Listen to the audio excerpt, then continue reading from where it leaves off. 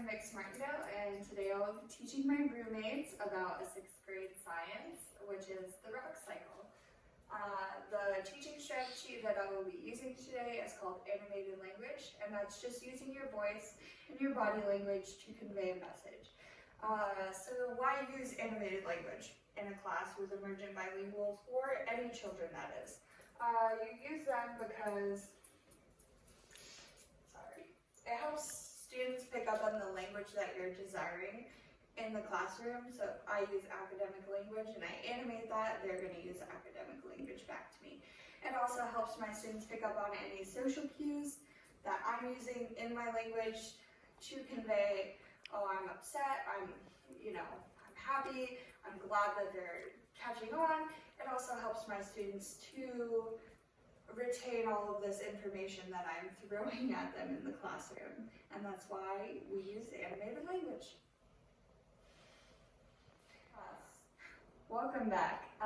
Today we'll be going over the rock cycle. The rock cycle is a big old circle.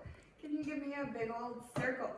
Awesome, and that circle will go on forever and ever and ever until we stop it, if we stop it. But the rock cycle has gone on since the beginning of time, and will go on probably till the end of time. So, with the rock cycle, we need to talk about rocks. We did that yesterday in class. Can anybody tell me what those rock types that we talked about were? Maybe referring to our word wall. Yes, Cassidy, thank you for raising your hand. Sedimentary, metamorphic, and igneous. Awesome, thank you so much. That's beautiful. Those are the types of rocks we are going to be talking about today. And Cassidy, since you so kindly told me about those rocks, can you tell me where you want to start? Can we start with igneous? We can start with igneous. Igneous finds itself right here on our rock cycle. Alright, and what can igneous rocks do? Maybe referring to our word wall again. They can weather and erode. Yes, thank you for using those hand signals. Weathering and erosion. Beautiful. Find that right there. Weathering and erosion. And when you weather and erode things, you make Sedimentario. Sedimentario, thank you. Sedimentario means sediments. And those find themselves right here on our word wall. Well, on our rock cycle, that is. Sedimentary sediments make what? Sedimentary rocks. Sedimentary rocks. They do that by cementing. Do we remember the hand signal for cement that we talked about yesterday? Yep, cement. Awesome. Thank you so much. What do sedimentary rocks do then, referring to our cycle? They go under a lot of heat and pressure. They go under a lot of heat and pressure, much like a panini in a panini press, and then they change. They metamorphosize. Thinking about that, maybe what rock type will they be? Al? Igneous. If they metamorphosize. Oh, the metamorphic. They are metamorphic rock. Good job. Those rocks find themselves right here on our cycle. Metamorphic rocks do what? They melt. They melt. Good job, guys. And they melt into? Magma. They melt into magma. Awesome. That finds itself right there. So now we look like we have a pretty full rock cycle right here. I'm going to go grab a marker and look at that. Alrighty. Who wants to take me through the rock cycle this way? Maybe Al. Thank you so much. Starting at igneous. From igneous, it weather and erodes into sediments. Yeah. And then after that, it cements and it turns into sedimentary rocks. Awesome. It goes under a lot of heat and pressure after that, and then it turns into a metamorphic rock. And metamorphic rocks melt into magma. Awesome. Thank you so much. Into igneous. And then it gets right back to the start with igneous, a cycle that goes on and on and on. But we can take this cycle the other way. Okay. And that's that's stuff that we don't exactly have on our cycle, but maybe Cassidy can fill us in. Yes, I can. So igneous rocks can also go under a lot of heat and pressure and turn into metamorphic rocks. Awesome. And metamorphic rocks can also weather and erode into sediments. Yes, they can. In turn into cement into sedimentary rocks. Awesome. Which also go under a lot of heat and pressure and turn back into metamorphic rocks, which melt into magma, and turn into igneous rocks. Awesome. So what do igneous rocks look like?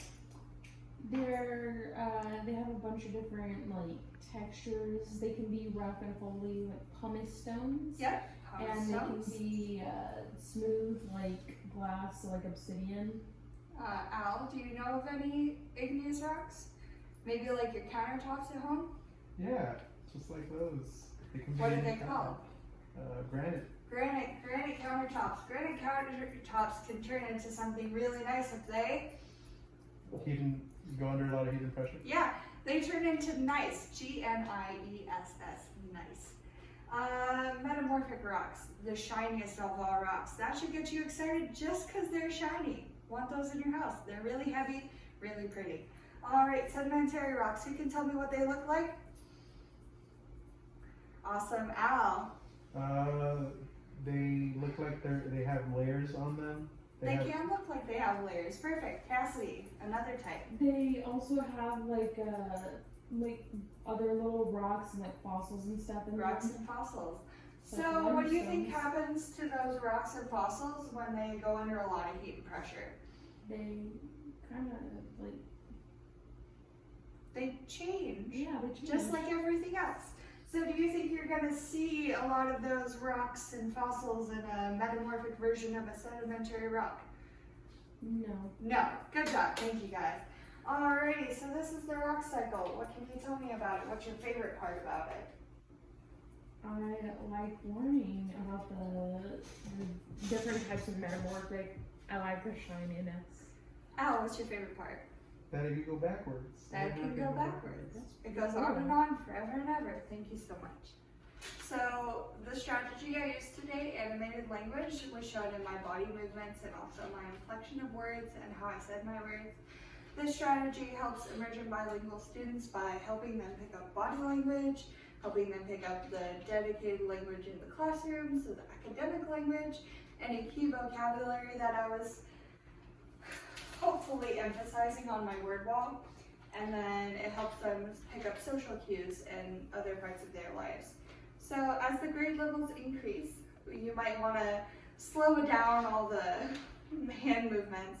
I think they help your students retain the information better, so I would continue to do them. Yeah, they might, your students might see them as silly, but it's going to help them retain the information anyway. And then as to make this more culturally relevant, I don't know much about how I can make the rock cycle more culturally relevant aside from integrating students' native language. It is such as Spanish we use today.